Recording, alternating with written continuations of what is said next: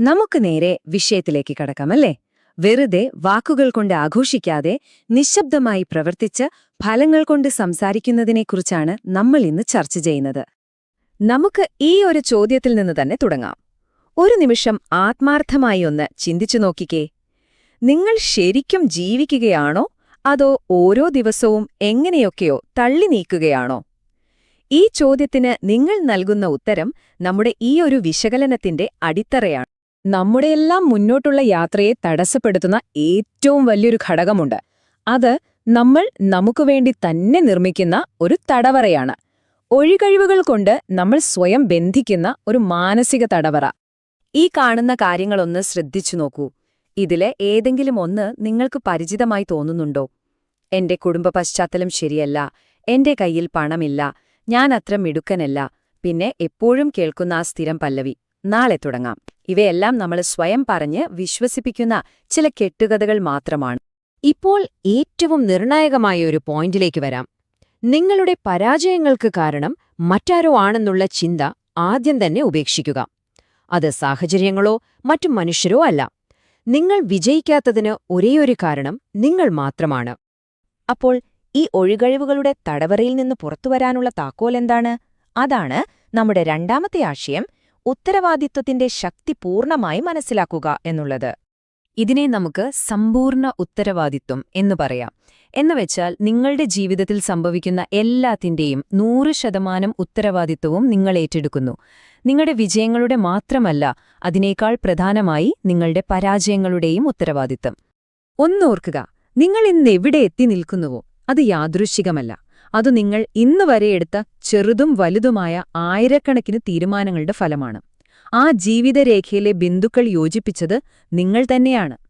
ഈ സമ്പൂർണ്ണ ഉത്തരവാദിത്തം ഏറ്റെടുക്കാൻ ഒരു പ്രത്യേകതരം മനോഭാവം ആവശ്യമാണ്. നമ്മുടെ മൂന്നാമത്തെ ആശയം അതാണ്, സിംഹത്തിന്റെ മനോഭാവം. ഒന്ന് ചിന്തിച്ചു നോക്കൂ. കാട്ടിലെ ഏറ്റവും വലിയ മൃഗം ആനയാണ്. ഏറ്റവും വേഗതയേറിയത് ചീറ്റപ്പുലിയാണ്. ഒരുപക്ഷെ ഏറ്റവും തന്ത്രശാലിയോ ബുദ്ധിമാനോ കുരങ്ങനായിരിക്കാം.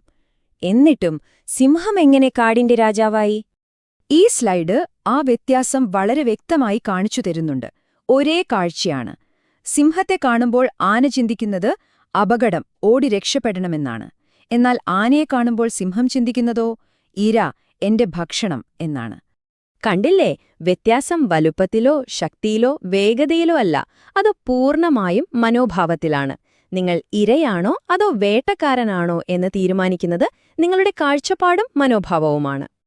ശരി, സിംഹത്തിന്റെ ഈ മനോഭാവം എങ്ങനെ നമ്മുടെ ദൈനംദിന ജീവിതത്തിൽ പ്രാവർത്തികമാക്കാം? അതാണ് നമ്മുടെ നാലാമത്തെ പോയിന്റ്, വിരസമായ കാര്യങ്ങളെ കീഴടക്കുക.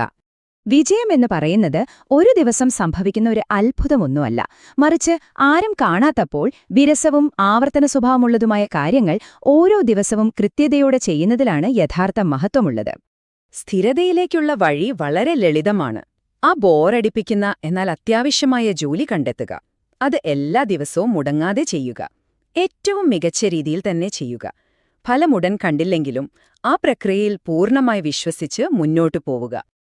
ഈ നമ്പർ ഒരു ഉദാഹരണമാണ്. നിങ്ങളൊരു വലിയ ഓക്ക് മരത്തിൽ 1000 തവണ 1000 വ്യത്യസ്ത സ്ഥലങ്ങളിൽ കോടാളി കൊണ്ട് വെട്ടിയാൽ ഒന്നും സംഭവിക്കില്ല. എന്നാൽ ഒരേ സ്ഥലത്ത് തുടർച്ചയായി 1000 തവണ വെട്ടിയാലോ ആ മരം വീഴും. അതാണ് ശ്രദ്ധയുടെയും സ്ഥിരതയുടെയും ശക്തി. തീർച്ചയായും അസാധാരണമായ നേട്ടങ്ങൾ കൈവരിക്കണമെങ്കിൽ ഒരു വില നൽകേണ്ടിവരും, ഉറപ്പാണ്. അതാണ് നമ്മുടെ അഞ്ചാമത്തെ ആശയം, മഹത്വത്തിന് നൽകേണ്ട വില. ഈ പട്ടികയൊന്നു നോക്കൂ. ഓരോ വലിയ ലക്ഷ്യത്തിനും അതിൻ്റേതായ ത്യാഗം ആവശ്യമാണ്. ലോകത്തിലെ ഏറ്റവും മികച്ചയാളാകാൻ ശ്രമിക്കുമ്പോൾ ഒരുപക്ഷെ നിങ്ങളുടെ ജീവിതത്തിലെ സന്തുലിതാവസ്ഥ നഷ്ടപ്പെട്ടേക്കാം. ആരോഗ്യം നേടാൻ താൽക്കാലിക സുഖങ്ങൾ ഉപേക്ഷിക്കേണ്ടിവരും. എല്ലാത്തിനും ഒരു വിലയുണ്ട്. ആ വില നൽകാൻ നിങ്ങൾ തയ്യാറാണോ? ഈ ആശയം അതിമനോഹരമായി വ്യക്തമാക്കുന്ന ഒരു വാക്യമാണിത്. തിരിച്ചു പോകാനുള്ള എല്ലാ വഴികളും അടയ്ക്കുക, പ്ലാൻ ബി ഉപേക്ഷിക്കുക, മുന്നോട്ടു പോയി വിജയിക്കുക എന്ന ഒരൊറ്റ ലക്ഷ്യം മാത്രം മുന്നിൽ കാണുക. പൂർണ്ണമായ സമർപ്പണം. ഇത് കേൾക്കുമ്പോൾ ഒരു വിരോധാഭാസമായി തോന്നാം, പക്ഷേ ഇതാണ് സത്യം. അച്ചടക്കത്തിന്റെ കഠിനമായ പാതയാണ് യഥാർത്ഥത്തിൽ നമുക്ക് സ്വാതന്ത്ര്യം നൽകുന്നത്. ഇഷ്ടമുള്ളത് തിരഞ്ഞെടുക്കാനും സ്വന്തം നിബന്ധനകളിൽ ജീവിതം നയിക്കാനുമുള്ള യഥാർത്ഥ സ്വാതന്ത്ര്യം.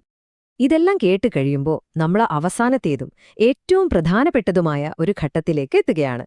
നമ്മുടെ ആറാമത്തെ ആശയം. നിങ്ങളുടെ ജീവിതത്തെ നിർവചിക്കുന്ന ആ നിർണായക നിമിഷം. ഇത് വളരെ ആഴത്തിൽ ചിന്തിക്കേണ്ട ഒരു വാക്യമാണ്. കാരണം ഒരിക്കലും യാഥാർത്ഥ്യമാകാത്ത ആശയങ്ങൾ, എഴുതപ്പെടാത്ത പുസ്തകങ്ങൾ, തുടങ്ങാത്ത ബിസിനസ്സുകൾ, പാടാത്ത പാട്ടുകൾ, അങ്ങനെ മനുഷ്യന്റെ ഉപയോഗിക്കപ്പെടാത്ത കഴിവുകളും സ്വപ്നങ്ങളും ഉറങ്ങുന്ന സ്ഥലമാണ് ശ്മശാനം. എന്നാലൊരു ശുഭവാർത്തയുണ്ട്. ആ ശ്മശാനത്തിലെ സമ്പത്ത് വർദ്ധിപ്പിക്കാൻ നിങ്ങൾ ഇനിയും പോകേണ്ടതില്ല. നിങ്ങൾക്കിനിയും സമയമുണ്ട്. നിങ്ങളുടെ ആശയങ്ങൾ യാഥാർത്ഥ്യമാക്കാൻ, നിങ്ങളുടെ സ്വപ്നങ്ങൾക്ക് ജീവൻ നൽകാൻ നിങ്ങൾക്കിനിയും അവസരമുണ്ട്. അപ്പോൾ ഈ വിശകലനം നമുക്ക് ഈ ഒരു ചോദ്യത്തോടെ അവസാനിപ്പിക്കാം. നിങ്ങളുടെ ജീവിതം ഒരു സിനിമയാണെങ്കിൽ അതിന്റെ അവസാനം സ്ക്രീനിൽ തെളിയുന്ന ക്രെഡിറ്റ്സിൽ എന്താകും എഴുതിയിരിക്കാം? ഒഴികഴിവുകളുടെ തടവറയിൽ ഒടുങ്ങിപ്പോയ ഒരാളെന്നോ, അതോ എല്ലാ സാധ്യതകളെയും ഉപയോഗപ്പെടുത്തി സിംഹത്തെപ്പോലെ ജീവിച്ചൊരാളെന്നോ? തീരുമാനം നിങ്ങളുടേതാണ്. ആ തീരുമാനം എടുക്കേണ്ട സമയം ഇപ്പോഴാണ്.